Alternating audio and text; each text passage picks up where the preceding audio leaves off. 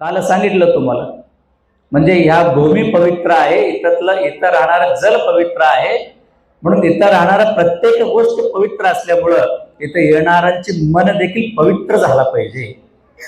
मन पवित्र होणं फार अवघड गोष्ट असते. म्हणूनच परमर्ष ग्रंथ आपल्याला वाचन करणं फार महत्वाचं असतं. परमर्षाच्या माध्यमातून माऊलीने खूप सुंदर महत्व 17 अध्यायामध्ये प्रत्येक अध्यायाचं आपण काढत गेलं तर माऊलीने एवढं व्यवस्थितपणे सांगितलेलं आहे.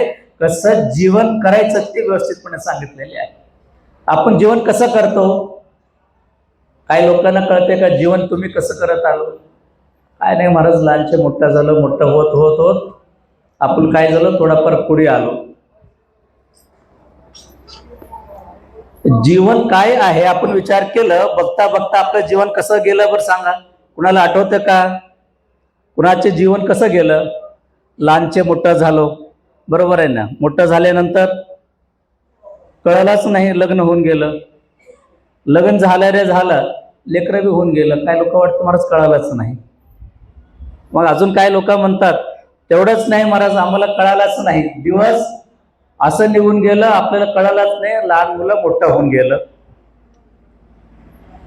अजून काय लोक म्हणतात, दिवस तर गेलेच महाराज, मुलं झाले, बाळा झाले, पण आम्हाला कळालं नाही, मुलाचे लग्न बी होऊन गेलं.